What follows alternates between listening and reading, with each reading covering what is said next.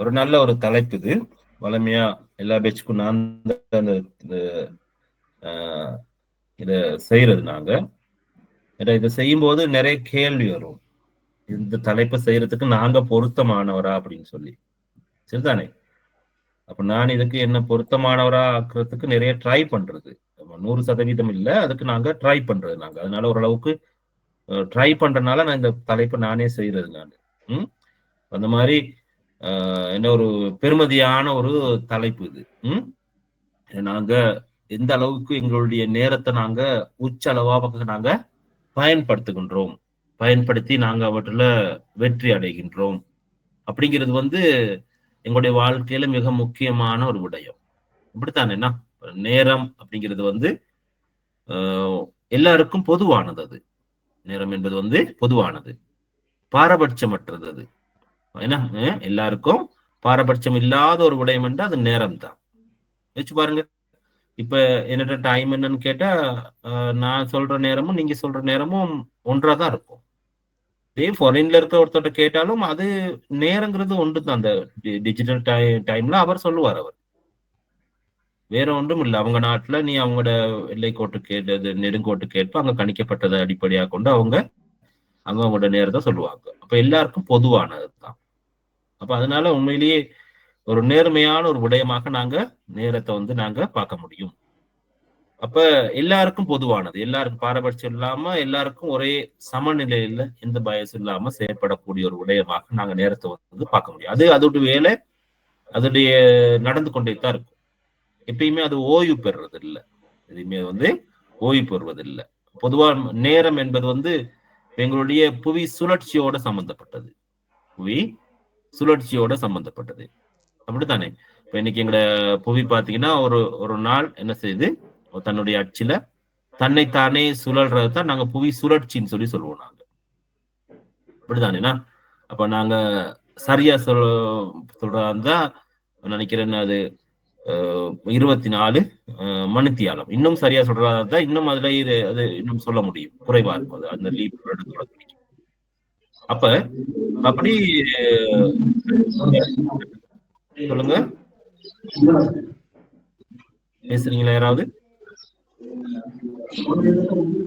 Yasodharan sir மைக்கை mute பண்ணுங்க sir.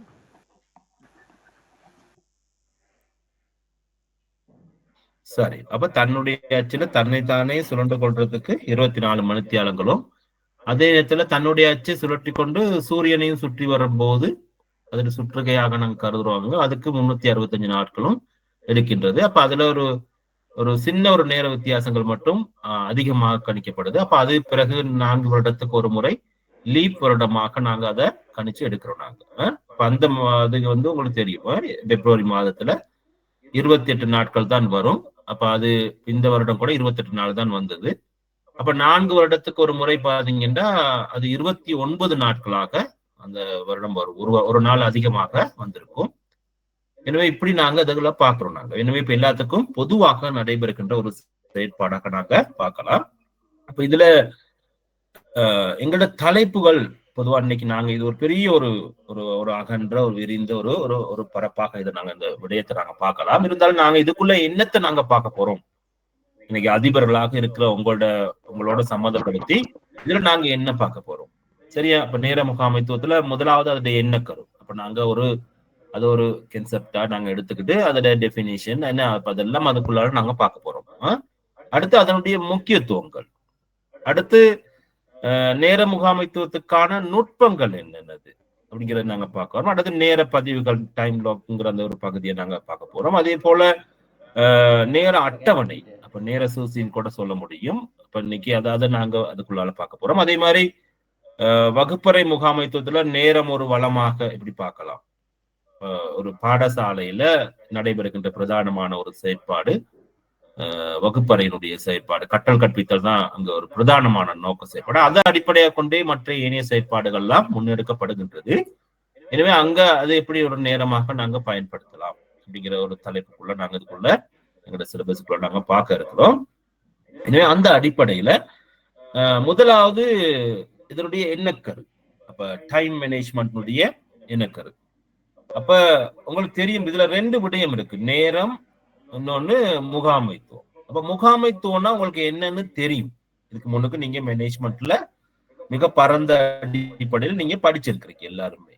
அப்ப முகாமைத்துவம் என்பது திட்டமிடுதல், ஒழுங்கமைத்தல், வழிநடத்தல், கட்டுப்படுத்தல் போன்ற கர்மங்களூடாக வினைத்திறனான இலக்கினை அடையும் செயல் தான் முகாமைத்துவம்னு சொல்றது.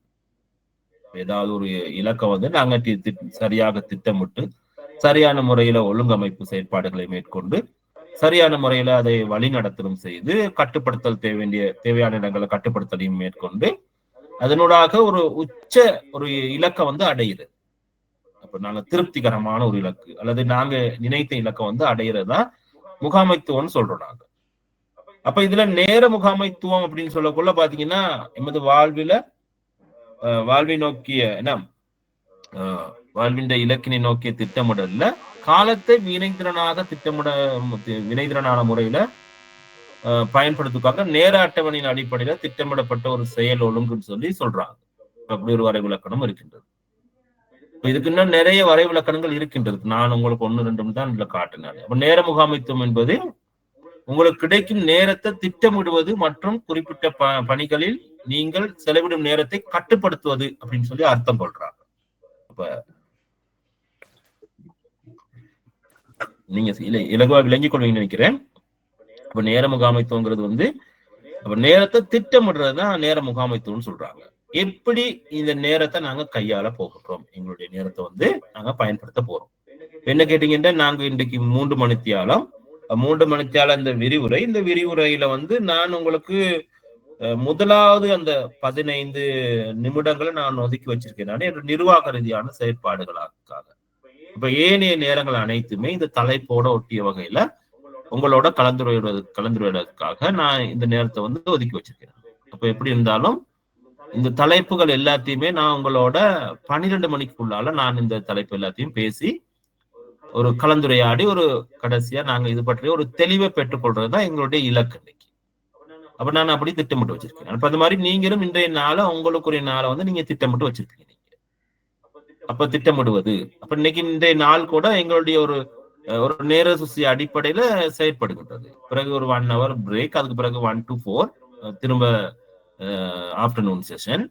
அப்ப அது முடிஞ்ச பிறகு இன்றைய நாளுக்குரிய செஷன் வந்து நிறைவு பெற்றோம். அப்ப எல்லாமே ஒரு டைம் ஷெட்யூல் ஒண்ணு இருக்குது. இந்த பாடநெறியில ஒரு ஷெட்யூல் ஒண்ணு இருக்கு, நாங்க திட்டமிட்டு வச்சிருக்கோம். அப்ப அதுபடி பெஸ்ட் செமஸ்டர் நிறைவு பெற்றிருக்கின்றது. அதே போல செகண்ட் செமஸ்டரும் நிறைவு, கோர்ஸ் ஒர்க் எல்லாமே நிறைவு பெற போகின்றது. 99% கிட்டத்தட்ட 98 அப்படிங்கிற நிலைமையில நாங்க இருக்கிறோம். 98, 99 இருக்கோம் நாங்க. இன்னும் 1% தான் இருக்குது. அப்ப அது கோர்ஸ் ஒர்க் நிறைவு பெறதுக்கு. அதுக்கு பிறகு பரீட்சை. அது எங்களோட தேசிய கல்வி நிறுவனத்தினுடைய பரீட்சை திணைக்களம் செய்ய வேண்டிய செயற்பாடு தானே. அது வந்து சுதந்திரமா இயங்கக்கூடிய நிறுவனம். அதே நேரத்துல அது ரகசியமானது. அப்ப அவங்க பொருத்தமான நேரத்துல அவங்களோட பரீட்சையை வந்து நடத்துவாங்க. இப்ப நாங்க சொல்லுவோம் எல்லாம் சரி அப்படின்னு சொன்னதுக்கு அங்க உங்களுக்கு அப்ளிகேஷன் கால் பண்ணுவாங்க. அப்ப அதுக்குதான் நான் இப்ப இந்த எலிஜிபிள் லிஸ்ட் எல்லாம் தயாரிச்சு போட்டிருக்கேன் நான். அப்ப ஓகே அப்படின்னு போட்ட கைக்கு உடனே அங்க இருந்து உங்களுக்கு அப்ளிகேஷன் கால் பண்ணப்பட்டுரும். பெரும்பாலும் நாங்க அடுத்த வாரங்கள்ல அது நடைபெறும். இப்ப எல்லாமே இப்ப அறிக்கைப்படுத்தப்பட்டு சார் டேபிளுக்கு நாங்க எல்லாம் போட்டுட்டு எங்களோட கோஆர்டினேட்டர்ஸ் நாங்க எங்களோட வேலையை செய்து நாங்க போட்டுட்டு வாங்கன்னா அடுத்தடுத்து இப்ப நீ பணிப்பாளர், அடுத்து இருக்கிற பிரதிபலிப்பாளர், நான் அங்கிட்டு மேல டிஜி இவங்களுக்கு போகக்குள்ள அது அடுத்த கட்டத்துக்கு போகும். அது எக்ஸாம் கால் பண்ணப்பட்டுரும். அப்ப உங்களுக்கு நாங்க வச்ச ஒரு ரிக்வஸ்ட் என்னன்னு கேட்டா, அது மே மாசத்துலயே இந்த பரீட்சையை நடத்தி முடிக்க சொல்லி, மே மாசத்துல நடத்த சொல்லி. அப்ப எலெக்ஷன் வருதுன்னு நினைக்கிறேன் மே 6, அப்படித்தானே?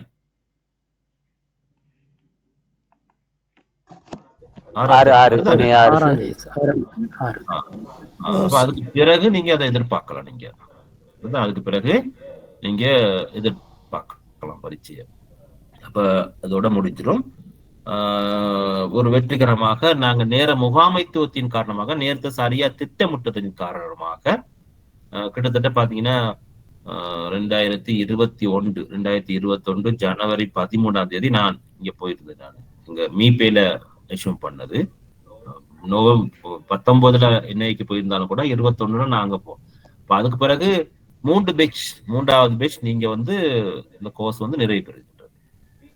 PGDM part time full time அதே போல மூன்று பேட்ச் முடிவு பெற்று 3வது பேட்ச் பிஜிடிஎம் பார்ட் டைம் தொடங்குறோம், ஃபுல் டைம் முடிஞ்சது. அது 1 இயர் தானே, அது முடிஞ்சது. அப்ப அப்படி ஒரு திட்டமிட்ட அடிப்படையில அது வேலை நடந்து கொண்டிருக்கு. அப்ப அதே மீட்பையில நாங்க பாக்குறோம். இப்ப மற்ற துறைகள் டிபார்ட்மெண்ட்ஸ்ல பாத்தீங்கன்னா அதே சேம் கால டைம் பாத்தீங்கன்னா 2021 தொடங்கப்பட்ட கோர்ஸ்கள் இன்னமும் நடந்து கொண்டிருக்கு. இன்னும் கூட நிறைவு பெறாம போய்கிட்டு இருக்கு சில காரணங்கள்னால. அப்ப எம்இடி இதுகள் எல்லாம் போய்கொண்டு இருக்குது இதுல. அப்ப அதுவும் இதே சேம் 1.5 இயர்க்குள்ள முடிக்க வேண்டியது போய்கொண்டு இருக்குது. அப்ப நாங்க முடிச்சிருக்கோம். அப்ப அதுல ஒரு சந்தோஷம். அப்ப ஏதோ ஒரு நேர முகாமைத்துவத்துல இருக்கின்ற ஒரு சிறப்பு தான் அது. அப்ப திட்டமிடுவது அப்படின்னு சொல்லி நாங்க பார்த்துக் கொள்ளலாம். எனவே அதே போல நேரத்தை கட்டுப்படுத்துறது. அப்ப நாங்க ஸ்டாப் பண்ணி வைக்க இயலாது. எங்கட நேரத்தை நாங்க கட்டுப்படுத்துறோம். எப்படி இந்த எங்கட குறிக்கோளை நிறைவு செஞ்சதுக்காக நாங்க அவசரமாக அல்லது திட்டமிட்ட அடிப்படையில அந்த வேலையை நாங்க செய்து கொள்றது. சிறந்த நேர முகாமைத்துவம் என்பது சிறந்த வேலை, சிறந்த வாழ்க்கை சமநிலைன்னு சொல்லி சொல்றாங்க. 2 பக்கத்தும் பேலன்ஸ் பண்ணிட்டு போவோம்.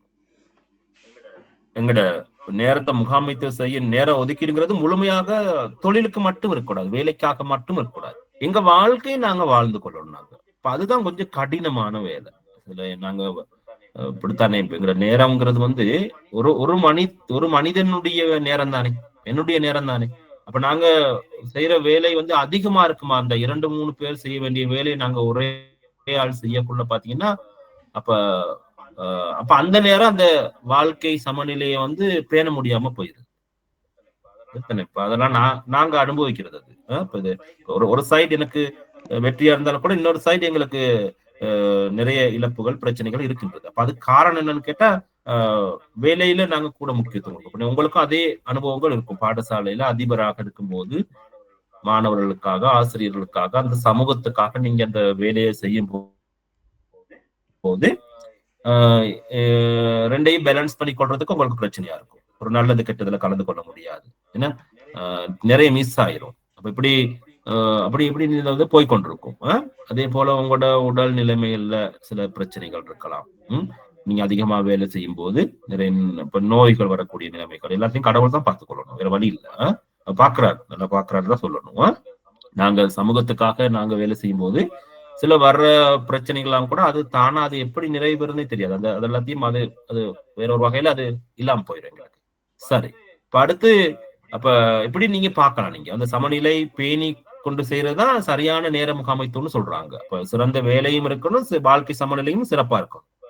அப்ப வேலை வாழ்க்கை சமநிலையானது மன அழுத்தம் குறைதல் மற்றும் குழப்பம் மற்றும் அன்புக்குரியவர்களுக்கு அதிக நேரம் போன்ற பல நேர்மறையான நன்மைகளை உருவாக்குன்னு சொல்றாங்க. இப்ப எல்லாம் குடும்பம் தானே. அப்ப எங்களை எதிர்பார்த்திருக்கின்ற வீடு, எங்களுடைய சொந்த பந்தங்கள், அப்ப அவங்களுக்காகவும் நாங்க நேரங்களை ஒதுக்கி கொள்ளணும். நாங்க அப்ப ஒதுக்கி கொள்ளும் போது அப்பதான் அந்த நேர முகாமைத்துவத்துல நாங்க வெற்றி பெற்றதா அர்த்தம். அப்ப அப்படி நாங்க பார்க்கல, சில நேரத்துல நாங்க தோல்வி அடைஞ்சிருப்போம். நாங்க அது நீ ஒண்ணும் செய்ய இயலாது. அப்படி நீங்க இதுக்குள்ள பார்த்துக்கொள்ளுங்க. எனவே நேர முகாமைத்துவத்துக்கு ஒரு வரைவிலக்கணத்தை நீங்க எடுத்துக்கொள்ளணும். இதுக்குள்ள நீங்களா கூட உருவாக்கி கொள்ளலாம், பிரச்சனை இல்லை. அப்ப முகாமைத்துவம்னா உங்களுக்கு என்னன்னு தெரியும். அதுக்குள்ள நேரத்தோட நீங்க சேர்த்து ஒரு சிறந்த ஒரு வரைவிலக்கணத்தை நீங்க உருவாக்கி கொள்ளுங்க. ஒரு நிறுவனத்துல அவருடைய பங்கு மற்றும் அவர்கள் அடைய விரும்புகின்ற இலக்குகளை பொறுத்து நேர முகாமைத்துவம் என்பது உங்களுக்கு கிடைக்கும் நேரத்தை திட்டமிடுதல் மற்றும் அந்த குறிப்பிட்ட பணிகளை நீங்க செலவிட நேரத்தை கட்டுப்படுத்துறதுன்னு சொல்லி சொல்றாங்க. பயனுள்ள நேர முகாமைத்துவம் சிலருக்கு மற்றவர்களை விட எளிதாக வருகின்றது. ஆனால் ஒவ்வொருவருக்கும் தாங்கள் நேர முகாமைத்துவ திறன்களை மேம்படுத்த பல பழக்கங்களை வளர்த்து கொள்ளலாம். வலுவான நேர முகாமைத்துவம் இல்லாம இன்னைக்கு உங்கள் வேலை மற்றும் நல்வாழ்வு பாதிக்கப்பட்டும் இருக்கலாம். இப்படி நீங்க நேர முகாமைத்துவத்துக்கு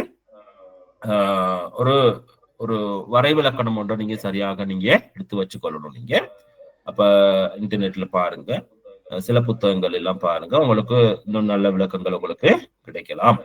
சரி, அப்ப அடுத்து நாங்க இப்ப நேர முகாமைத்துவத்தினுடைய முக்கியத்துவம் என்னது, நேர முகாமைத்துவத்தினுடைய முக்கியத்துவம் என்னன்னு கேட்டா அப்ப அது நிறைய நீங்க சொல்லலாம். நீங்க சரியா இருந்தாலும் நாங்க ஒரு சின்ன ஒரு சின்ன ஒரு நான் உங்களுக்கு ஒரு வீடியோ எடுத்து வச்சேன் நானு பார்த்துட்டு நாங்க சரி நினைக்கிறேன் உங்களுக்கு வாய்ஸ் எப்படி இதுல தெளிவா வருதான்னு தெரியல பாருங்க கொஞ்சம் ஏன் விளங்குதான் உங்களுக்கு வாய்ஸ் கிடைக்கல sir. Okay sir okay sir கொஞ்சம் இருக்கு பாரு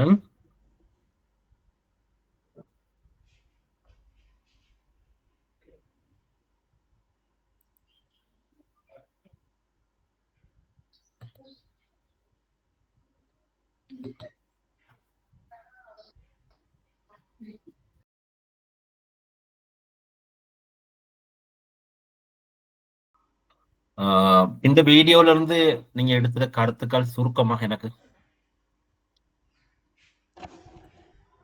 என்ன எடுத்தீங்க ஸ்டார்ட்ல இருந்து கடைசி வரைக்கும்? நேரம்ன்றது மிக அதில் சின்ன அளவுலையும் கூட மிக பெருமதியான நேரம் இருக்குது. சொன்னீங்கன்னா நல்லா இருக்கும். அவர் சொன்ன உதாரணம் இதுல இந்த விஷயம் ஒரு வினாடியும் வீணாக்காம நம்ம திட்டமிடணும். எங்களுடைய நேர முகாமைத்துவத்துல நாங்க பெரும்பான்மையான நேரத்தை தூக்கத்துல செலவழிக்கிறோம். தூக்கத்துல செலவழிக்கிறோம் நாங்க. அப்ப அதுக்கு என்ன உதாரணம் மிஸ் அவர் சொன்னதுல? அவர் சொன்ன உதாரணம் ஒவ்வொரு அறிஞர்கள் அந்த விஞ்ஞானிகள் இந்திரா காந்தி 3 மணிக்கு எழுந்து தூங்குறதுன்னு சொன்னார் சார். இந்திரா காந்தி 3 மணிக்கு எழுந்து தூங்குனவங்க 3 மணிக்கு அவங்க போதுமா இருந்துச்சு சொன்ன 3 மணிக்கு போதுமா இருந்தது. அந்த மாதிரி இன்னும் உலகத்துல நிறைய பேர் இருக்கிறாங்க. அப்ப அந்த குறைவான நேரத்துல உறங்குறவங்க இன்னைக்கு உங்களையும் நிறைய பேர் இருப்பீங்க. நீங்க அதை நினைச்சு உங்களை நினைச்சு நீங்க பெருமைப்பட்டுக் கொள்ளலாம். நீங்க என்ன இப்ப இவ்வளவு நேரம் தூங்குனா உடம்புக்கு எங்களுக்கு டயர்ட் இல்லாம இருக்கும்னு சொல்லி அப்ப அப்படித்தான். அப்ப அந்த நேரத்துல நீங்க பெருமைப்பட நாங்க சரியான நேர முகாமைத்துவத்தை பின்பற்றோம் சரி நீங்க உங்களை பெருமையா நினைக்க முடியும் அந்த நேரத்துல. சரி வேற என்ன எடுத்துக்கொண்டீங்க? சார் இழந்த நேரத்தை திருப்பி பெற முடியாது சார். இழந்த நேரத்தை திருப்பி பெற முடியாது. அப்ப அவர் எப்படி சொன்னார்? அப்ப அதுக்கு உதாரணங்கள் வாங்குவதற்கு இந்த உலகத்தில் எந்த ஒரு பணக்காரனும் இல்லை. இழந்த நேரத்தை வாங்குறதுக்கு எந்த பணக்காரனும் இல்லை. எவ்வளவு காசு வச்சிருந்தாலும் இழந்த நேரத்தை மட்டும் வாங்க முடியாது. என்ன மிக முக்கியமானது. வேற சார் அந்த ஏர்லியா எழும்பவன் சொன்னோம். 3 மணிக்கு எழும்புனா முனிவன், 4 மணிக்கு எழும்புனா 6 மணிக்கு எழும்புனா 7 மணிக்கு எழும்புனா எருமை. ஏர்லியா நேரத்தோட எழும்பவன்ன்ற விஷயத்துக்கு சரி நல்ல ஒரு விஷயம் சார் நவரத்னா சார். என்னண்டா அப்படித்தான் எந்த நாளும் இல்லாட்டி கூட நாங்க எங்களுக்குன்னு சில இப்ப இன்னைக்கு சாட்டர்டே சண்டே என்ன அப்ப இப்ப 9க்கு தான் லெக்சர் ஸ்டார்ட் ஆகுது. அப்ப நீங்க எந்த நாளும் எளிமையா 5 நாளும் கடமைக்காக ஓடுறவங்க இரவு லேட் ஆகி வர்றவங்க அப்ப அந்த 2 நாள்ல நீங்க வேணா உங்களுக்கு கொஞ்சம் ரெஸ்டா கொஞ்சம் லேட் ஆகி எழும்பலாம், பிரச்சனை ஒரு நாளும் நீங்க. அப்ப அது அன்னைக்கு நீங்க எருமையா மாற போறது இல்ல. அது அன்னைக்கு நாங்க ஒரு ரெஸ்ட் எடுத்துக்கிறது. எங்க பிள்ளைல இருந்து எல்லாருமே நாங்க ஒரு ரெஸ்ட் எடுத்துக்கிறது நாங்க. ஆனா சில அந்த நேரத்திலயும் சில அம்மாமார்களுக்கு அப்பாமார்களுக்கு ரெஸ்ட் இல்லாமலும் இருக்கும் அந்த நாட்கள்லயும். அது நீ ஒண்ணும் செய்யலாது. அந்த நாட்கள்ல நாங்க சில நேரத்துல குடும்பத்துல கடமையை அன்னைக்குத்தான் நிறைவேற்ற நாளா இருக்கும். அது சோதனை தான் இருந்தாலும் செய்ய வழி இல்லை. இருந்தாலும் அப்படி சரியான நேரத்தை நாங்க ஒழுங்கா வச்சுக்கொள்ளணும். நாங்க வேற இன்னொரு முக்கியமான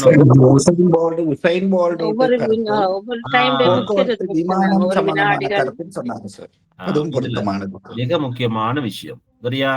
இப்ப ஒரு வருடத்தினுடைய அருமையை அறிந்தவர்கள் யாரெல்லாம்? அப்ப அப்படி கேட்டா அவர் ஒரு உதாரணம் சொன்னார். ஒரு வருடத்தினுடைய அருமை, அதே போல ஒரு மாதத்தினுடைய அருமை, அதே போல ஒரு மணித்தியாலத்தினுடைய அருமை, அதே போல ஒரு நிமிடத்தினுடைய அருமை, அதே போல ஒரு செகண்டுடைய அருமை. அதுக்கு எல்லாத்துக்குமே அவர் உதாரணம் சொல்லி கொண்டு வந்தார். அப்ப அவங்களுக்கு மட்டும் இல்ல அது. இப்ப நாங்க எங்கட லைஃப்லயும் அதை நாங்க ஒப்பிட்டு பார்க்கணும். நாங்க அதனால நாங்க எவ்வளவு இழந்திருப்போம் அப்படிங்கிறது உங்களோட ஒவ்வொருத்தரும் நீங்க அந்த பாதிக்கப்பட்டவர்களா இருப்பீங்க. நீங்க பாதிக்கப்பட்டவர்களாக இருப்பீங்க. அந்த சந்தர்ப்பத்துல உங்களுக்கு அந்த விடயங்கள் ஞாபகத்துக்கு வந்திருக்கணும். சில நேரத்துல நீங்களும் செகண்ட்னால என்ன பாதிக்கப்பட்டிருப்பீங்க. சில விபத்துக்கள்லாம் கூட அப்படித்தான். விபத்துக்கள்லாம் கூட அந்த அந்த செகண்ட்ல நாங்க மயிரிழையில் உயிர் தப்பினோம் அல்லது மயிரிழையில் நாங்க பாதிக்கப்பட்டுட்டோம் அப்படிங்கிறவங்களும் இருப்பீங்க. பாதிக்கப்பட்டவங்களும் இருப்பீங்க, தப்புனவங்களும் இருப்பீங்க. தப்பு இருந்தா கடவுள் செய்ய நாங்க செய்த புண்ணியம் எங்களை காப்பாற்றிடுன்னு சொல்லி நாங்க நினைப்போம். இல்லாட்டி நாங்க செய்த புண்ணியத்துக்கு மட்டும் இல்ல, அந்த நேரத்துல எங்க நேரம் சரியில்லை, அதனால நாங்க பாதிக்கப்பட்டு கூட யோசிக்கலாம். நீங்க அப்படி எத்தனையோ சம்பவங்கள் நடந்திருக்கும். அப்படித்தானே அந்த செகண்ட். அதே போல அந்த நிமிடம், ஒரு நிமிடத்துல எத்தனையோ விடயத்தை நீங்க இழந்திருப்பீங்க. நீங்க செகண்டுக்கு பஸ்ஸை மிஸ் பண்ணிருப்போம், ஃபிளைட்டை மிஸ் பண்ணுவோம், ட்ரெயினை மிஸ் பண்ணிருப்போம். ஏன்னா அந்த மாதிரி வாழ்க்கையில எத்தனையோ விஷயங்கள் நீங்க மிஸ் பண்ணிருப்பீங்க நீங்க செகண்ட்ல. அதே போல நீங்க பயப்பட தேவையில்ல. பிரசன்டேஷன் எல்லாம் செகண்ட் எல்லாம் போட்டாலும் கூட இப்ப எல்லாம் முடிஞ்சுட்டே தானேண்ணா. அதனால நான் உங்களுக்கு சொல்லலாம். நாங்க அப்படி இல்லை. நாங்க ஒரு விளக்கம் வச்சிருப்போம். நாங்க வச்சுக்கொண்டு உங்களை பாதிக்கிற மாதிரி என்னைக்குமே புள்ளி போட்டது கிடையாது. இன்டர்னல் புள்ளி எப்பயுமே உங்களை யாருமே பாதிக்காது. அப்ப அது அந்த சரியான நேரத்துக்குள்ள நீங்க சரியா செய்திருப்பீங்களா இருந்தா அந்த டைம் மேனேஜ்மெண்ட்ல எல்லாம் யாருக்கும் பாதிப்பை ஏற்படுத்துறது இல்லை. அதுதானே. அப்ப அந்த நேரத்துல உங்களை அந்த இடத்துக்கு ஒரு பழக்கத்துக்கு கொண்டு வரணுங்கிறதுக்காகத்தான் நம்ம அந்த நேர முகாமைத்துவத்துல ரொம்ப கவனமா செகண்டோட சேர்த்துலாம் சொல்றது. இருந்தாலும் அதுவும் ஒரு ஒரு படிப்பினை தானே. அதே போல நிமிடத்தினுடைய அருமை உங்களுக்கு தெரிஞ்சிருக்கும்.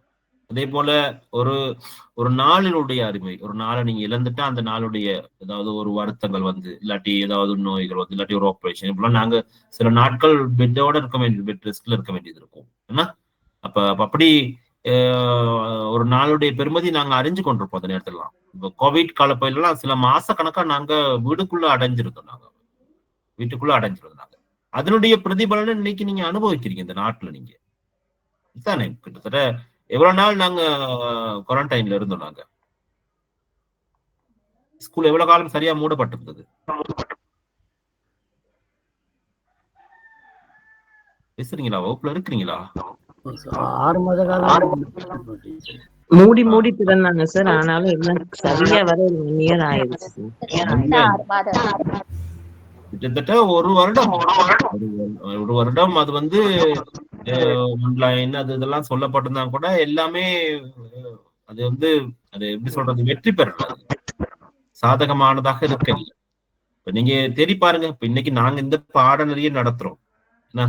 இன்னைக்கு ஒரு இணைப்பாளரா இந்த பாடநிலையில உங்க எல்லாத்தையும் இதுல இணைச்சு கொள்றதுக்கு எவ்வளவு கஷ்டப்பட வேண்டியிருக்குதுன்னா.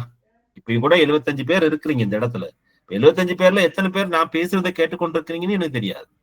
எனக்கு தெரியும் கேட்கலன்னு சொல்லும். அது அதுல எத்தனை எஃபெக்டிவா எத்தனை பேர் இருக்கிறீங்க. ஒரு 20 பேரா தான் இருக்கும். அப்படித்தான் நான் அதை கருதி கொண்டு தான் நான் பேசி கொண்டிருக்கேன் நான். சரியா?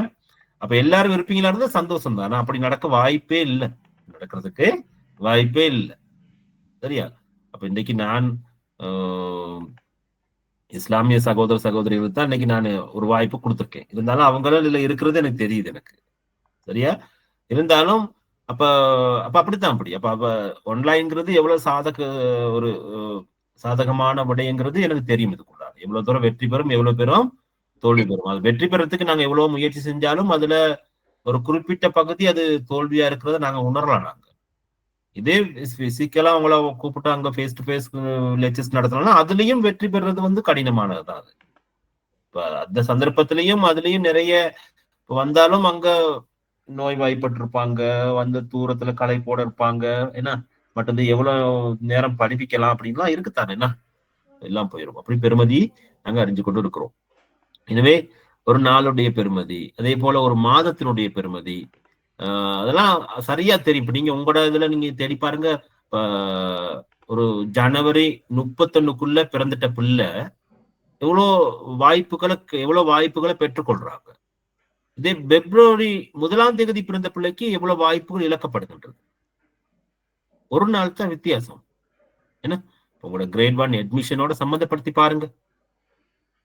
உங்களோட நிறைய அனுபவங்கள் உங்க வீட்டுல இருக்கலாம், உங்களுக்குள்ள இருக்கலாம். நீங்க நிறைய ஜனவரி மாசத்துல பிறந்தவங்க அதை அடைஞ்சிருக்கலாம். சில நேரத்துல ஜனவரி 31 பிறந்தவங்களா இருந்தால், ஜனவரி மாதத்துக்குள்ள பிறந்தவங்களா இருந்தா அதை அடைஞ்சிருப்பீங்க நீங்க. அப்ப இதே பிப்ரவரி மாசத்துல 1ஆம் தேதி 2ஆம் தேதி பிறந்தவங்க அப்படின்னா பாவம் செய்தவங்களா? இல்ல, அது அவங்களோட நேரம் அப்படி சரிதானே. அப்ப ஆனா ஒரு வருடத்துக்கு முன்ன அவங்களோட அந்த ஒரு நாள் தான் வித்தியாசமா இருக்கும், அல்லது ஒரு மாதம் தான் அல்லது வித்தியாசமா இருக்குமா இருந்தாலும் கூட அவங்க அவங்களோட எவ்வளவு விஷயத்த முன்னுக்கு பெற்றிருப்பாங்க யோசிச்சு பாருங்க. சாதாரணமா யோசிக்கிறதா ஸ்காலர்ஷிப் எக்ஸாமா இருக்கட்டும், ஓ லெவல் எக்ஸாமா இருக்கட்டும், அதே மாதிரி அட்வான்ஸ் லெவல் எக்ஸாமா இருக்கட்டும், யூனிவர்சிட்டி என்ட்ரன்ஸா இருக்கட்டும், அடுத்து அவங்க ஒரு டிகிரியை பெற்றுக்கொள்ற டேட், அடுத்து தொழில் வாழ்க்கையில நுழைகின்றது, அவங்களோட ஏர்ன் பண்றது, அந்த அந்த அந்த என்ன ஒரு தொழிலை பெற்று வருமானத்தை பெற்றுக் கொள்கின்ற சந்தர்ப்பங்கள், இது எல்லாமே ஒரு வருடத்துக்கு முன்னதாகவே நடந்திருக்கும் அவங்களுக்கு. அப்ப அவங்க ஒரு பாக்கியசாலித்தான் சொல்லுவேன் நான். நீங்க தேடி பாருங்க, சரியா? அப்ப அப்படி இருக்கும்போது இதே பிப்ரவரியில கைக்கு அதை அவங்க இழந்திருப்பாங்க. அவங்க ஒரு மாதத்துக்குள்ள அவங்க முன்னுக்கு பிறந்திருந்தா அவ்வளவு வரப்பிரசாதங்கள் அவங்களுக்கு கிடைச்சிருது. 5 வயதிலேயே பாடசாலைக்கு வந்து அந்த நன்மையெல்லாம் பெற்றுக்கொள்றாங்க. அப்ப சில நாடுகள்ல, இப்ப எங்க நாட்டுல அனுமதிக்கிற வயசு யாரா இருக்கிறதுனால அது அப்படி இருக்குது. அதே நேரத்துல சில நாடுகள்ல 5 வயதா வச்சிருக்கிறாங்க, அதனால 2 பேருக்கும் அது பொதுவா இருக்கிறதுனால அது பிரச்சனை இல்லைங்க. அப்ப இப்படி பாக்குறது இல்ல, ஜனவரி 31 அவங்க பாக்குறது இல்ல. அப்ப அதனால அங்க அதுகள் சாதகமா இருக்கு. எங்க நாட்டுல இப்படி ஒரு இப்ப எங்க நாட்டுல பின்பற்றப்படுகின்ற இந்த நியதினால இதுல நன்மைகளும் இருக்குது, தீமைகளும் இருக்கின்றது. அப்படித்தானே? இப்ப அப்படி நான் ஒரு மாதத்தினுடைய பெருமதிக்கு உங்களுக்கு ஒரு உதாரணம் சொன்னேன் நான். அதுபோல ஒரு வருடத்தினுடைய அருமையும் நீங்க அறிஞ்சு கொள்ளலாம். நீங்க ஏன்னா ஒரு லீப் வருடத்துல ஒருத்தர் பிறந்துட்டா கூட அவருக்கு 4 வருஷத்துக்கு ஒரு தடவை தான் பர்த்டே கொண்டாட முடியும். கேலண்டர்ல பார்த்தா அவர் டேட்டே இருக்காது, சரியா? அப்ப அதெல்லாம் ஒரு மன சங்கடமான ஒரு விடயம் தான். அது செலவு குறையும் சொல்லி இந்த காலத்துல யோசிச்சிடக்கூடாது. 4 வருஷத்துக்கு ஒரு தடவை பிரச்சனை இல்லை, நல்லதா போச்சுட்டு. அப்படி இல்லை, அது ஒரு ஒரு சங்கடமா இருக்கும் உங்களுக்கு. நான் பார்த்திருக்கேன் நான் அந்த பிள்ளைகளுக்கு. இப்ப அப்படியேப்பட்ட பிள்ளைகள் பெரும்பாலும் அந்த நாட்கள்ல முதலாவது நாளே கொண்டாடுவாங்க, இல்லாட்டி அதை அடுத்த நாள் கொண்டாடுவாங்க. அப்படிலாம் இருக்கு வீடுகள்ல பிள்ளைகள் அந்த திருப்திப்படுத்த. இருந்தாலும் அந்த நாள் அந்த கலண்டர்ல இல்லைங்கிறது அது ஒரு ஒரு ஒரு இழப்பு தான் அது.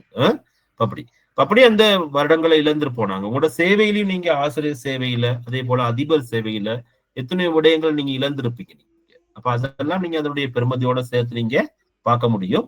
அப்ப இருந்தாலும் இதுல ஒரு நாங்க நேரத்தினுடைய பெருமதி அப்படின்னு சொல்லி பார்க்கும்போது, நேரத்தினுடைய பெருமதி என்று பார்க்கும்போது இதுல நாங்க சில எங்களுடைய பாடத்தோட சம்பந்தப்படுத்தி நாங்க சில முக்கியமான விடயங்களை வந்து இதுக்குள்ள பார்க்கலாம். நாங்க உங்களுக்கு நான் 2-3 தொகுப்பு வச்சிருக்கேன். நானு எனக்கு நேரத்தை பொறுத்து நான் எல்லாத்தையும் பயன்படுத்துவேன் நான், சரிதானே? இப்ப நேர முகாமைத்துவத்தினுடைய முக்கியத்துவம் அப்படின்னு சொல்லி பார்க்கும்போது இங்க பாருங்க, நேர முகாமைத்துவம் என்பது ஒரு தனிப்பட்ட மற்றும் தொழில்முறை வெற்றியில முக்கிய பங்கு வகிக்கும் ஒரு முக்கியமான ஒரு திறமையாக நாங்க பார்க்கலாம். அது ஒரு டேலண்ட். அது சரிதானே? டைமை சரியா மேனேஜ் பண்ணி பயன்படுத்துறதுங்கிறது வந்து ஒரு டேலண்ட். அது எல்லாருக்கிட்டையும் அது இல்லைன்னு சொல்ல முடியாது, எல்லாருக்கிட்டையும் அது இருக்குது. அதை நாங்க பயன்படுத்துற விதத்துல இருக்குது. அதை பயன்படுத்துற விதத்துல இருக்குது. யாருக்கிட்டையும் அது இல்லைன்னு சொல்ல முடியாது. நீங்க இப்ப இன்னைக்கு நீங்க நேர முகாமைத்துவத்தை எத்தனையோ பேரை நீங்க பார்க்கலாம். நீங்க நம்மட தொழில் வாழ்க்கையில மட்டும் இல்லை, இன்னைக்கு நீங்க நீங்க நீங்க வாழ்க்கையில நீங்க சந்திக்கிற ஒவ்வொரு நபரும் நீங்க தேடி பாருங்க. நீங்க போயிட்டு ஒரு மார்க்கெட்டுக்கு போறீங்க, இல்லாட்டி ஒரு வேற ஒரு ஜாப் நடைபெற வேற தொழில் செய்யற இடங்களுக்குலாம் நீங்க போனீங்க சொன்னா எல்லா இடத்துலயும் இந்த டைம் மேனேஜ்மெண்ட் வந்து முக்கியமானதா தான் இருக்குது. எங்கேயுமே நேரத்தை வந்து முக்கியமா கருதாத இடம் வந்து இருக்குதா? சில இடங்கள் இருக்கின்றது,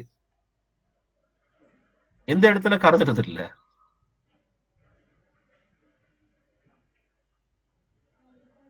நீ அதுக்காகவும் நாங்க செலவிடணும்னு சொல்லி நாங்க வந்துடுறது, வேற வழி இல்லை. சரி, வேற நீங்க சொல்லல, நான் விஷயத்துக்கு போறேன். நான் சொன்னாலும் அதுல பிரச்சனை வந்துடுறதுல.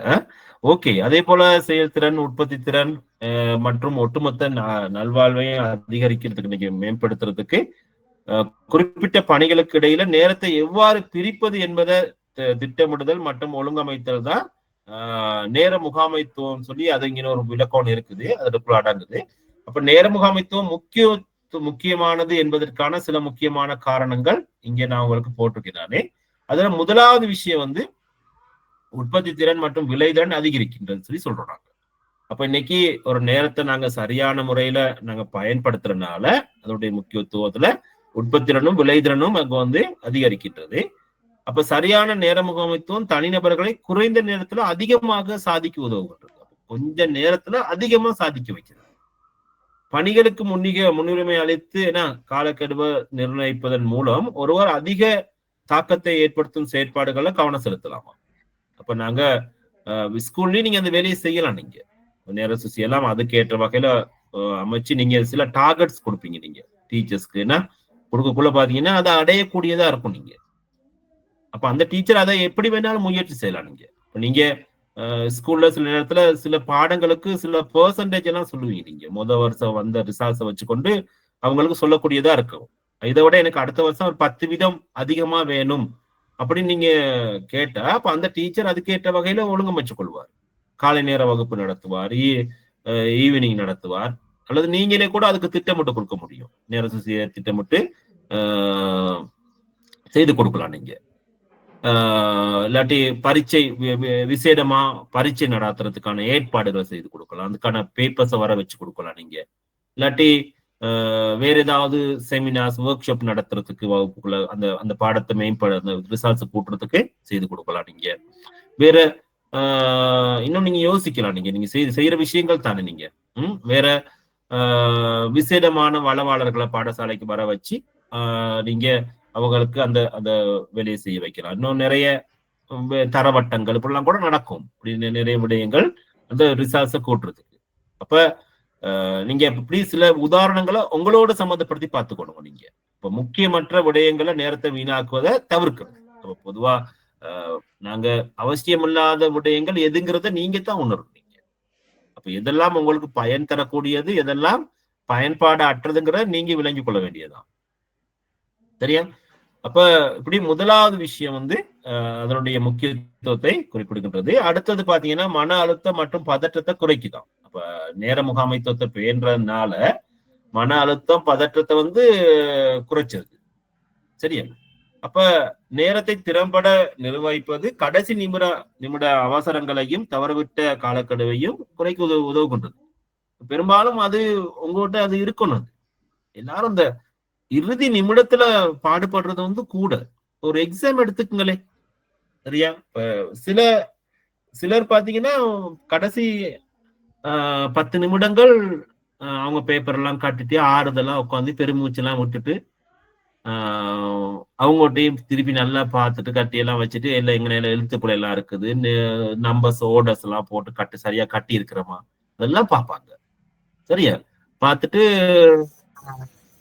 பக்கத்துல இருக்கிற நண்பர்லாம் கூட சில நேரம் பாப்பீங்க. நீங்க அவங்க எல்லாம் என்ன செய்யறாங்க, எப்படி ஓடுறாங்க. நீங்க அந்த நிமிடங்களை அனுபவிச்சிருக்கீங்களா எனக்கு தெரியல. எனக்கு நான்லாம் அனுபவிச்சிருக்கேன். நான் யாரும் அந்த நேரத்துல ஒவ்வொருத்தரையும் பார்க்க இயலாது. சரியா? எப்படி ஒரு அவசரத்துல எழுதுறாங்க, தேடுறாங்க. அவங்க என்ன 2 கைதான் இருக்கும். ஏன்னா அவ்வளவு ஸ்பீடா அவங்க வேலை செஞ்சு கொண்டிருப்பாங்க. அடுத்து அதை 3 மணி நேரத்துல அந்த 2 மணி நேரத்துல அந்த பேப்பரை கட்டி கொடுக்கணுமே அப்படிங்கிறது இல்லை. சரியா? அந்த நேரம் தான் நிறைய தவறுகள் இழைக்கப்படுகின்றது. இந்த நேரத்துல தான் நிறைய தவறுகள் இழைக்கப்படுகின்றது. இப்ப நீங்க கடைசியா இப்ப நடந்த பரீட்சையில கூட நீங்க எத்தனை பேர் நான் சொன்ன மாதிரி மற்றவங்களை கடைசி 5 நிமிடங்கள் அல்லது அந்த 10 நிமிடத்துல மற்றவங்களை எல்லாம் அவதானிச்சிங்களோ தெரியல. சரியா? அப்ப ரொம்ப பெரும்பாடு பட்டிருப்பாங்க சிலர். அந்த நேரம் பாத்தீங்கன்னா எழுதப்படுற எழுத்துக்கள் எல்லாம் பார்க்க தேவையில்லையா இருக்கும். ஏன்னா வளைஞ்சு நெளிஞ்சு ஓடும் எழுத்து. சில எழுத்துல இருக்க சில பார்ட்ஸ் எல்லாம் இருக்காது. அதே போல என்ன எழுதுறோன்னு அவங்களுக்கும் தெரியாது. அடிச்சு பிடிச்சு அதை முடிக்கக்கூடியதா இருக்கும். அப்படி எல்லாம் பரீட்சை எழுதக்கூடாது. சரியா திட்டமிட்டு கொள்ளணும் நாங்க. சரியா? அப்ப கடைசியா நடந்த பிஜிடிஎம் எக்ஸாம் ரிசல்ட்ஸ் வந்தது. இப்ப கடைசியா ரிசல்ட்ஸ் வந்தது.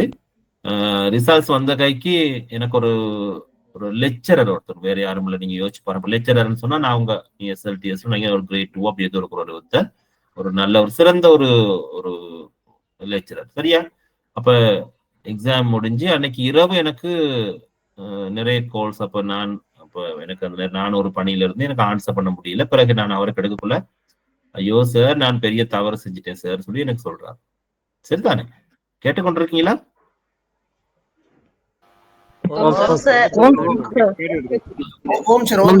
அவர் என்ன அப்ப அவர் சொல்றாரு எனக்கு, சார் நான் பார்ட் 1 பேப்பரை நான் வீட்டுக்கு கொண்டு வந்துட்டேன்னு சொல்றாரு. எக்ஸாம் எழுதுனதோட பேப்பரை கொண்டு வந்துட்டேன்னு சொன்னார். இதுதானே பார்ட் 1 அந்த 10 கேள்வி இருக்கு தானே? 10 கேள்வி இந்த முறை எப்படி இருந்தது உங்களுக்கு? அதுல எழுதுற மாதிரி இருந்ததா அல்லது என்னது?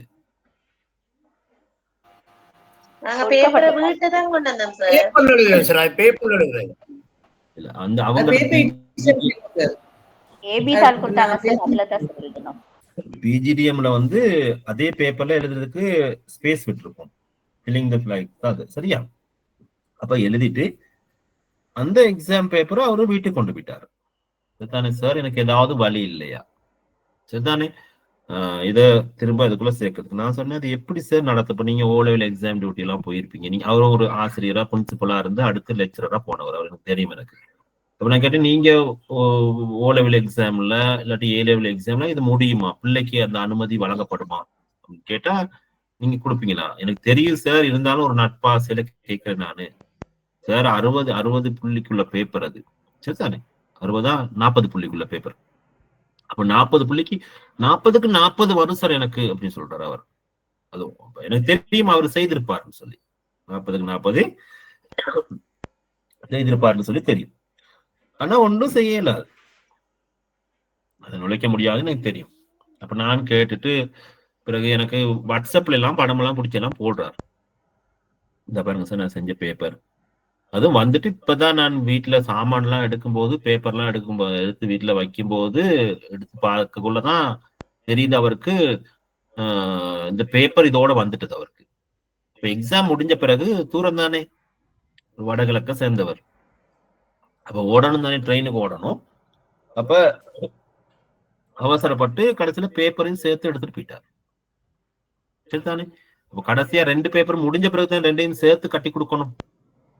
பார்ட் 1 பார்ட் 2 கட்டக்குள்ள பார்ட் 1 சேர்க்காம வீட்டுக்கு கொண்டு போயிட்டார். மத்த பார்ட் 1 எல்லாம் முடியக்குள்ள பேப்பர் சுத்தி எடுத்துட்டு போறது தானே, மடிச்சு எடுத்துட்டு போறது. அது மாதிரி இதையும் மடிச்சு எடுத்துட்டு போயிட்டார். ஒன்றும் செய்ய முடியல.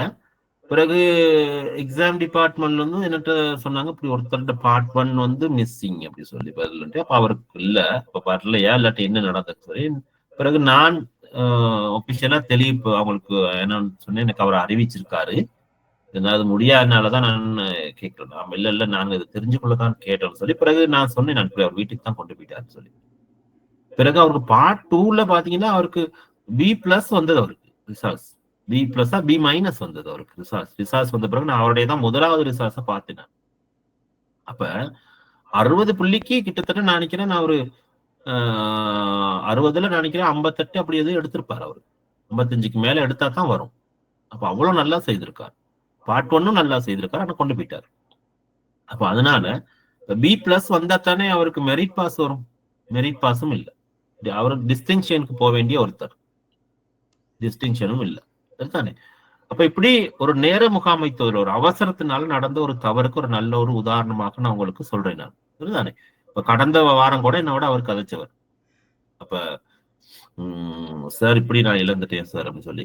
அப்போ அந்த நேரம் சாருக்கு ஒன்றும் செய்ய நான் சொன்னேன், என்னாலே இது ஒண்ணுமே செய்ய இல்லாதானே சார், நான் கோஆர்டினேட்டர் தானே, எக்ஸாம் டிபார்ட்மெண்ட்ல நடத்தின எக்ஸாமுக்கு நீங்களா தான் அதெல்லாம் செய்து, அது உங்களோட தவறு தானேன்ட்டு. இல்ல சார், எனக்கு வாழ்க்கையில இதை மறக்க முடியல, எனக்கு இந்த இழப்ப நான் ஃபைனல் ரிசல்ட் கம்பைன்ட் ரிசல்ட்ஸும் வந்துட்டது. 3 செமஸ்டர் சேர்ந்து வந்த பிறகு அவரால் அதை தாங்கிக் கொள்ள முடியலன்னு சொல்லி என்னோட போன் பண்ணி ரொம்ப நேரம் கதைச்சவர்.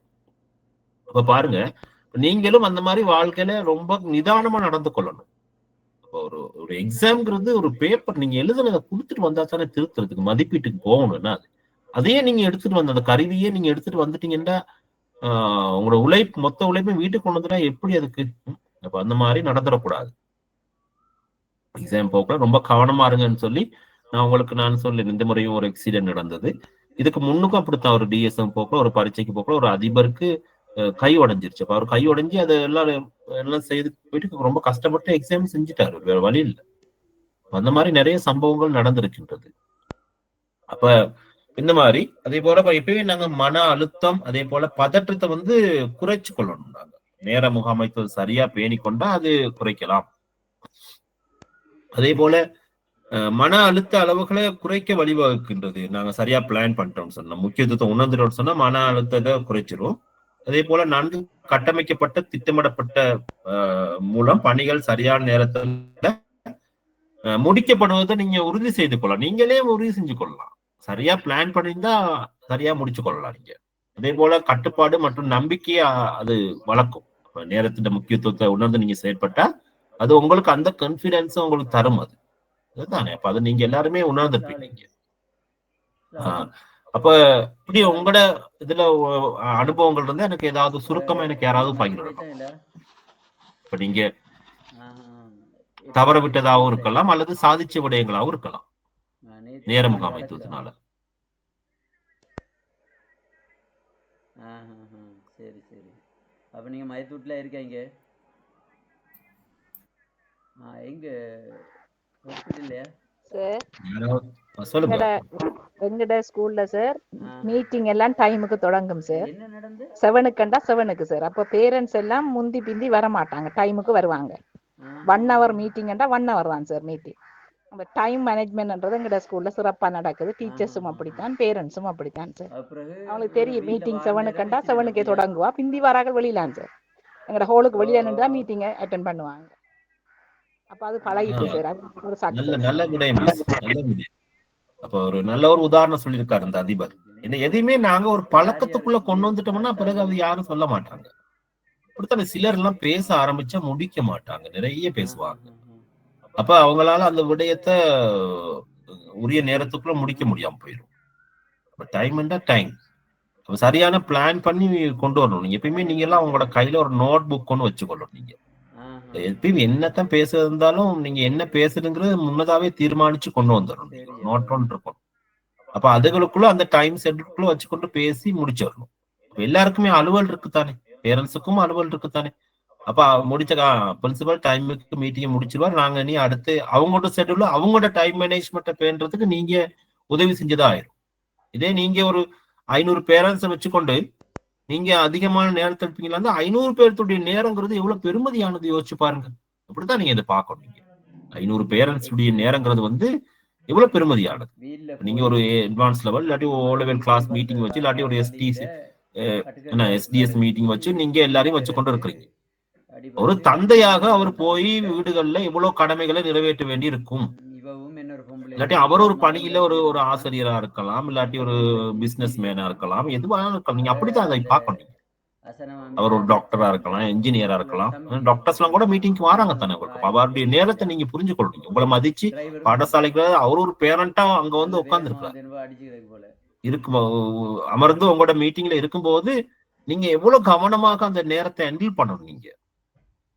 அப்ப இந்த அதிபர் சொன்ன விடயத்தை நான் உடன்படுறேன் நான். அப்ப நீங்க எல்லாரும் அந்த இடத்துல மிக கவனமாக நேரத்தை நீங்க பயன்படுத்தணும் நீங்க, குறிப்பா மீட்டிங்ஸ்ல. அதே போலதான் ஒரு டீச்சர்ஸ் மீட்டிங் ஸ்டாஃப் மீட்டிங் எடுத்தா கூட அப்படித்தான். நீங்க அவங்கள வச்சு கொண்டு இருந்தா அவங்களுக்கு ஒரு குடும்பம் இருக்குது ஒரு பக்கத்து.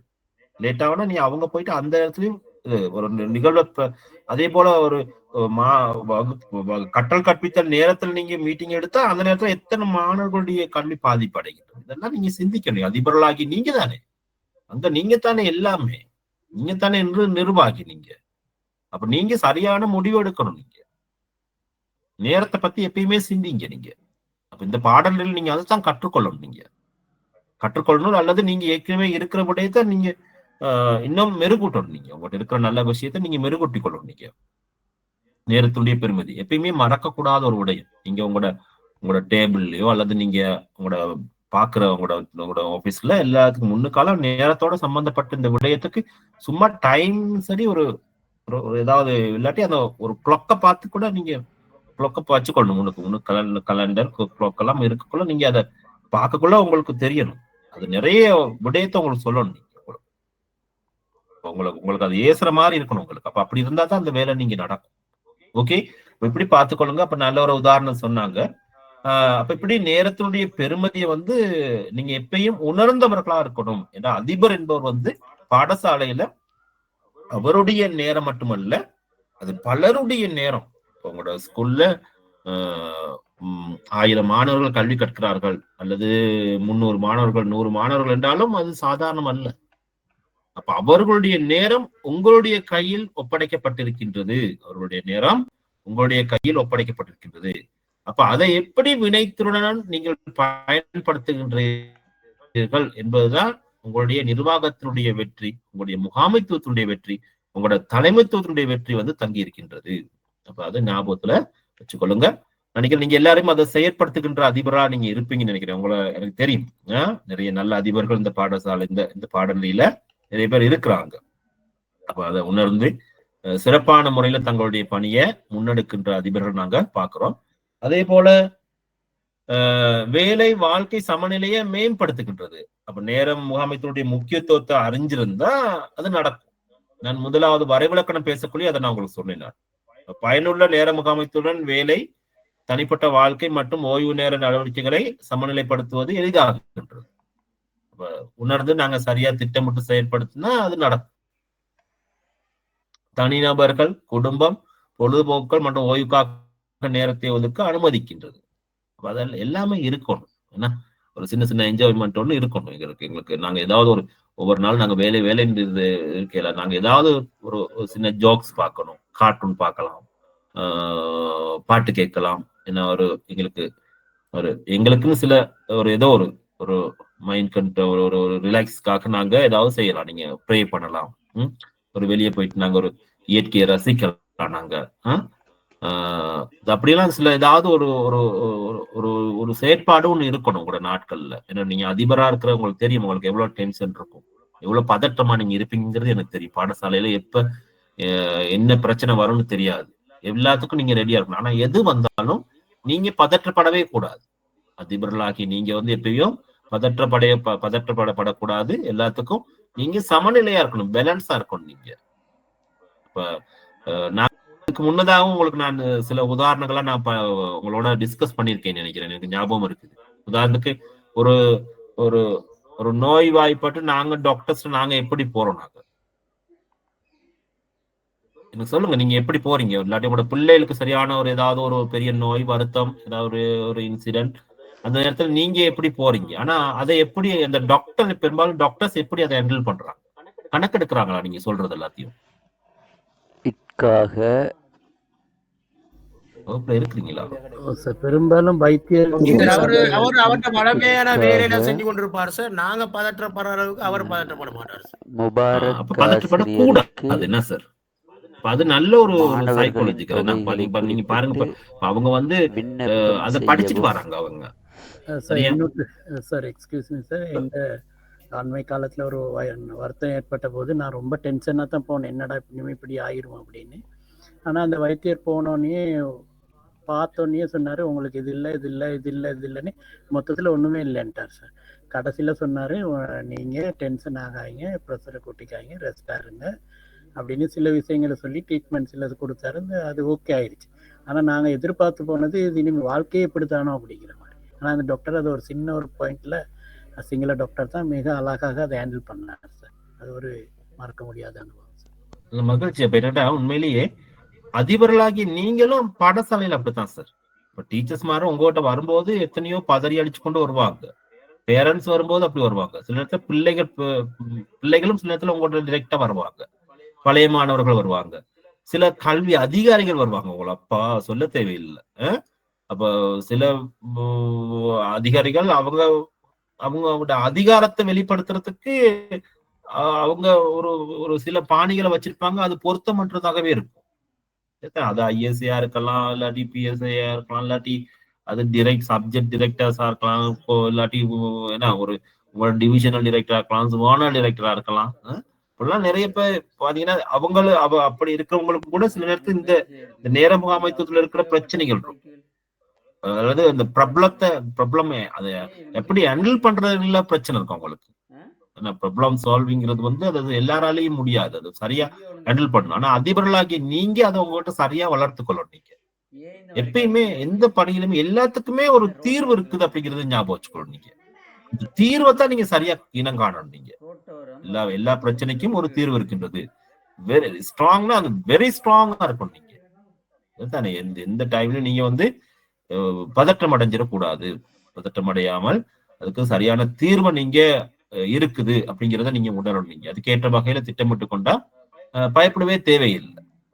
அதே போல இது ஆரோக்கியமான மகிழ்ச்சியான வாழ்க்கைக்கு வழிவகுக்கும். ஒரு வேலை வாழ்க்கை ரெண்டையும் நாங்க சமநிலையா உருவாக்கி கொண்டோம் என்றால், நேர முகாமைத்துவ முக்கியத்துவம் உணர்ந்து நாங்க உருவாக்கி கொண்டோம் என்றால் அது எங்களுக்கு அது மகிழ்ச்சி அளிக்கும். அது சரி. அதே போல அடுத்த விஷயம் பாத்தீங்கன்னா 4வது நான் இங்க போடப்பட்டிருக்குது, முடிவெடுக்கிற திறன்களை மேம்படுத்தும். அப்ப நேர முகாமைத்துவத்தினுடைய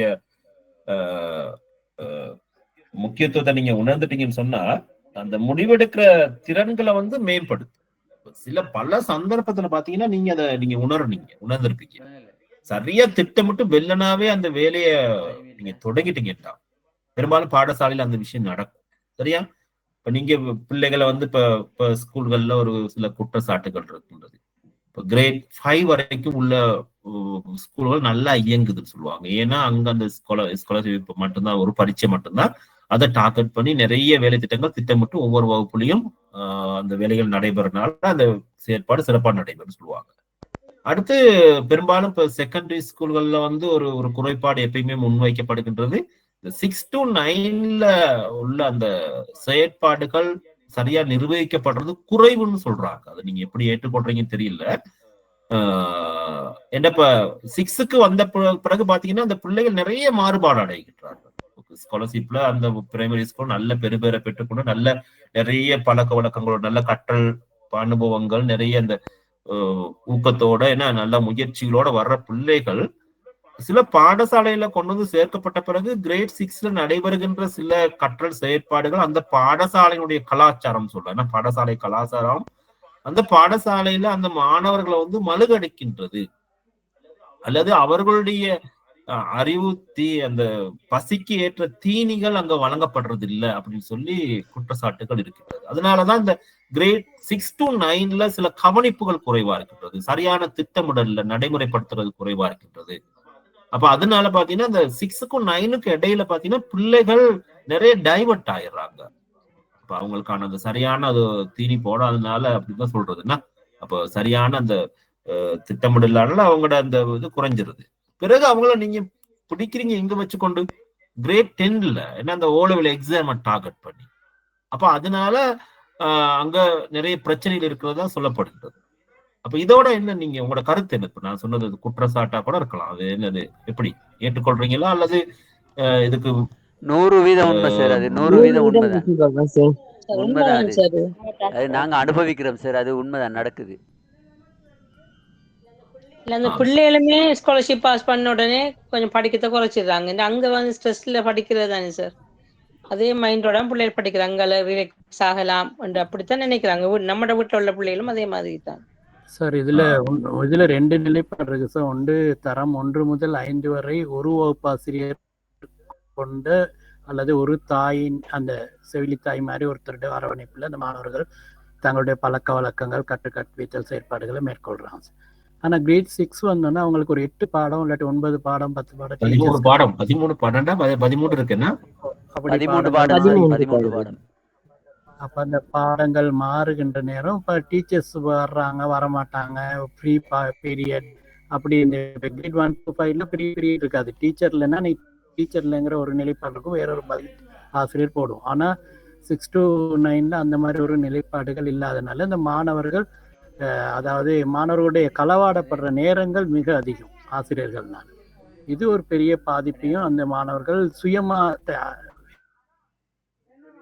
ஜொலியா அதாவது ப்ரீ பீரியட் இல்ல இதுக்கு என்ன செய்யலாம்,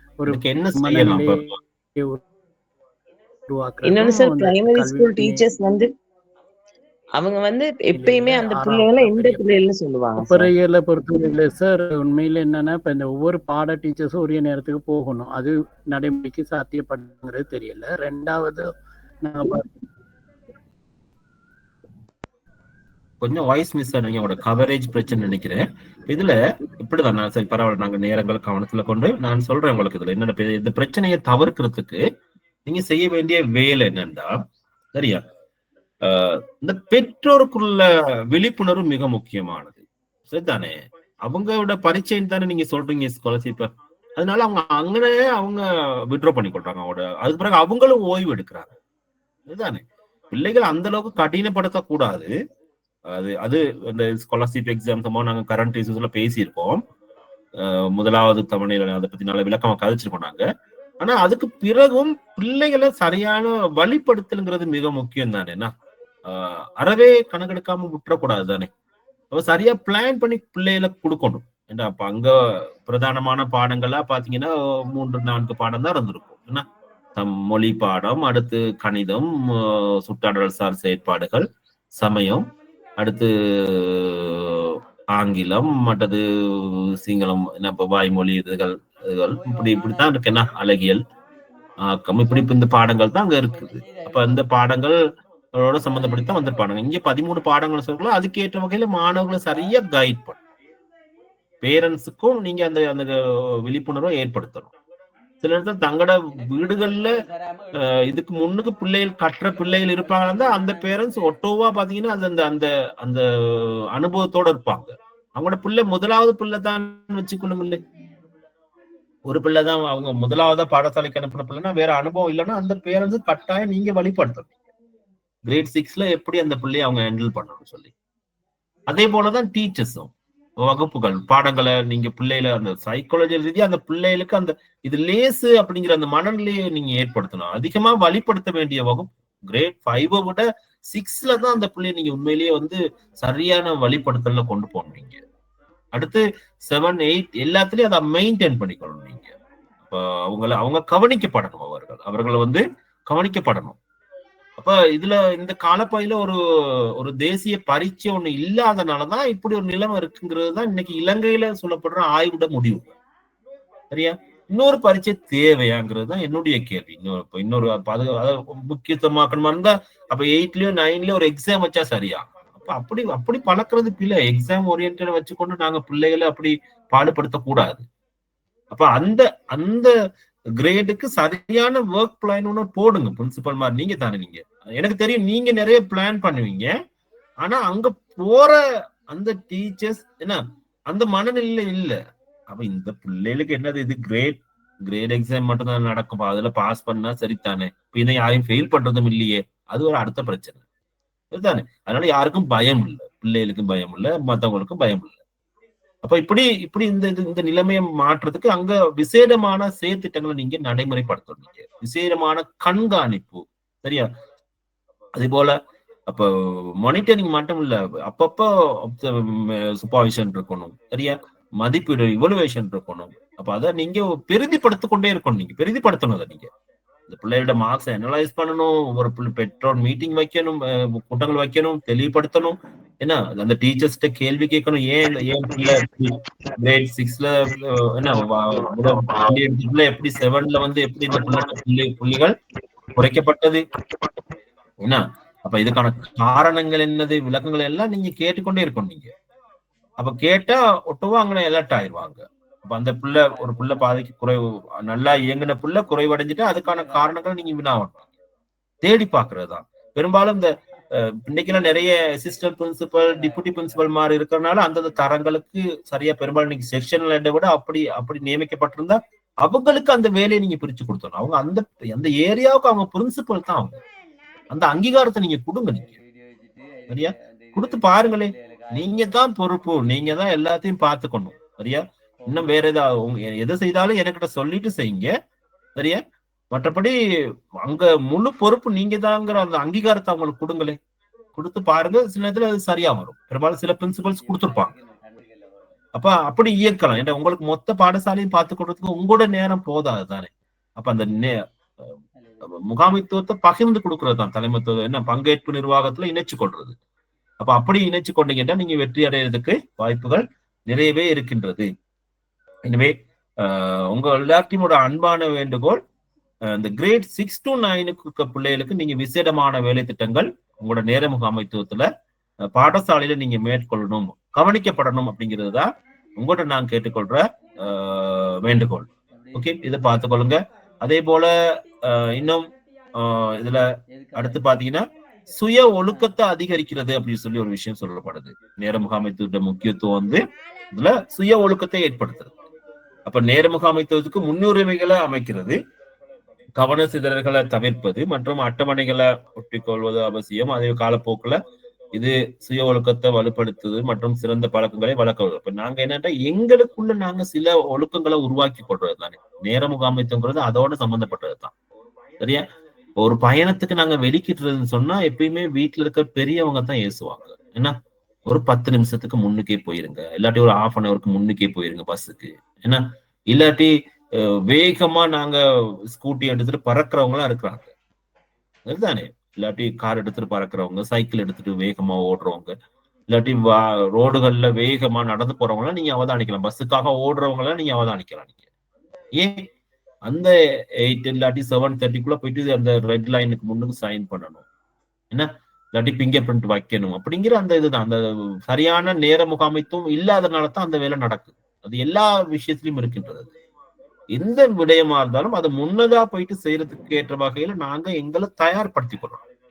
நாங்க காலை நேரத்துல எழுந்ததுல இருந்து அந்த நேரங்கள் சரியா பிளான் பண்ணப்படணும். எல்லாத்துக்கும் நேர முகாமைத்துவம் அவசியமாக இருக்கின்றது. அதை செய்து கொள்ளுங்க. எப்பயுமே இந்த அவசரம் இல்லாம வேலையை செய்யறதுங்கிறது அவசியமானது.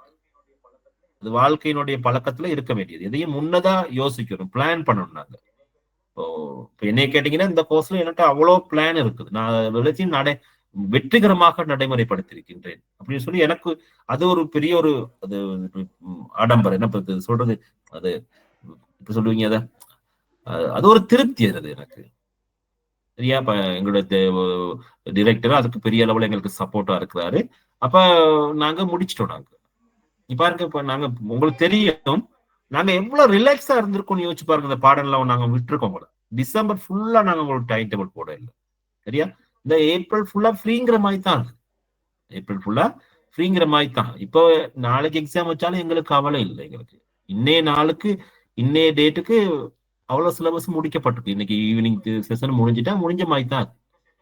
இன்னைக்கு இந்த செஷன் தான் கடைசி எக்ஸாமுக்குள்ள செஷன். பாடத்துல உள்ளதுல இதுதான் கடைசி செஷன். நல்லா எடுத்து பாருங்க. ரிசோர்ஸ் மேனேஜ்மெண்ட்ல மட்டும்தான், அதுவும் எக்ஸாமுக்குரிய சப்ஜெக்ட்ல இது கடைசி விரிவுரை. இது வேற எதுவுமே பேலன்ஸ் இல்லை எக்ஸாமுக்குரியது இல்லை. எல்லாம் மற்றது ஸ்கூல் இந்த கம்யூனிட்டி தானே. நீ அது நீ ஆல்ரெடி ரிசல்ட்ஸ் வந்துட்டு தானே. இந்த தலைப்புகள் உங்களுக்கு நல்லா தெரிஞ்ச தலைப்புகள். அப்ப அதனால முடிக்கப்பட்டுட்டது. அப்ப அது ஒரு திருப்தி. அது இப்ப நாங்க எங்களுக்கு சில சுய ஒழுக்கங்கள் இப்ப அந்த மாதிரி உங்களுக்கும் நிறைய சுய ஒழுக்கங்களால நீங்க நிறைய சாதிச்சிருப்பீங்க. பாடசாலையில நீங்க ரொம்ப சந்தோஷமா இருப்பீங்க. நீங்க ஸ்காலர்ஷிப் இந்த வேலையெல்லாம் செய்துட்டோம், ஓலெவல் எக்ஸாம் தான் பிள்ளைல எல்லாம் திருப்தியா செஞ்சிருக்காங்க.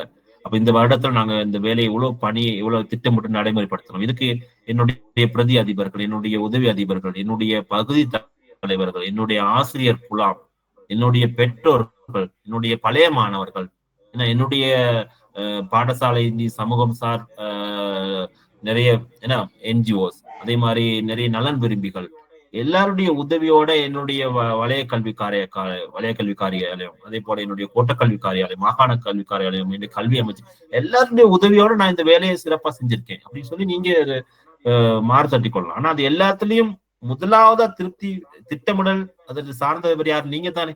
உங்களுக்கு அது ஒரு பெரிய ஒரு திருப்தியா இருக்கும். அப்ப எக்ஸாம் முடிச்சு பிள்ளைகள் போயிட்டா நீ அடுத்து அதுக்கான அடுத்த வேலையில தான் நீங்க திட்டமிட்டு கொண்டு இருப்பீங்க. அப்படி அந்த சுய ஒழுக்கத்தை நாங்க வளர்த்து கொள்றதோடாக எந்த வேலையும் இது சுய ஒழுக்கத்துல முன்னதாக திட்டமிடுதல், சரியா. முன்னதாக திட்டமிடுதல் எப்பயும் ஒரு ஏ பிளானோட ஒரு பி பிளான் ஒண்ணு வச்சு கொண்டே இருக்கிறது. அது இந்த நேர முகாமைத்துவத்துல இருக்கின்ற ஒரு பிரதானமான ஒரு விடயம். மெயின் பிளான் ஒண்ணு இருக்கும். இது நடக்கலைன்னா அல்லது இது செய்ய முடியாம போயிட்டா என்ன அடுத்தது? அது பி மட்டும் இல்ல, சி டி எல்லாம் கூட வச்சு கொண்டிருக்கோம் நீங்க. அப்ப அது இப்ப முடிவு எடுக்கிறதுக்குங்கிறது மிக முக்கியமான ஒரு திறன். அதிபர்களாகிய உங்களுக்கு அது இருக்கட்டும். பயப்படாம நீங்க முடிவெடுக்கணும். அது சரியா இருந்தாலும் பிழையா இருந்தாலும் பிழையானதையும் சரியாக்குறதுக்கு உங்களுக்கு அந்த டேலண்ட் இருக்கணும். இருக்குமா இருந்தா அது இருக்கும், உங்கள்கிட்ட இருக்கும். நிறைய வளர்த்திருப்பீங்க நீங்க. அதை நீங்க அப்படி இல்லாட்டியும் கூட குறைவா இருந்தா கூட நீங்க அதை உங்கள்கிட்ட வளர்த்துக்கணும். நீங்க முடிவெடுக்கணும். முடிவுகளுக்கு ரொம்ப காலம் தாழ்த்தக்கூடாது, பயப்படக்கூடாது. அதுதானே. நீங்க ஒரு பாடசாலையினுடைய அதிபர், பெரிய தலைவர். நீங்க 500 பிள்ளைல 1000 பிள்ளை 2000 பிள்ளை படிக்கிற பாடசாலையினுடைய அதிபர் சொல்லக்குள்ள அது ஒரு சாதாரணமான விடயம் இல்லை. நான் முதலே சொன்னேன், அவங்க அவ்வளவு பேருடைய எதிர்காலம், அவங்களுடைய வாழ்க்கை உங்களிடம் ஒப்படைக்கப்பட்டிருக்கின்றது. அவருடைய நேரம் அவ்வளவும் உங்களோட கண்ட்ரோல்ல இருக்கு. அப்ப நீங்க சரியான முடிவு எடுக்கணும். அப்போ காலம் தாழ்த்தக்கூடாது. அவ்வளவு பெற்று ஒரு கூட்டத்துக்கு கூட்டா கூட சரியான நேரத்துல முடிக்கணும்னா ஏன் அவங்களோட நேரத்தை நாங்க வீணடிச்சிடக்கூடாதுங்கிறதுக்காக தான். இப்படி ஒரு சுய ஒழுக்கத்தை நாங்க எங்களுக்குள்ள உருவாக்கி கொள்வோமா இருந்தா மிக சிறப்பாக நாங்க என்ன செய்ய முடியும், நேர முகாமைத்துடைய முக்கியத்துவம் அறிந்து செயற்படுகின்ற நபராக நீங்க உங்களை உணர்ந்து கொள்ள முடியும். ஓகே.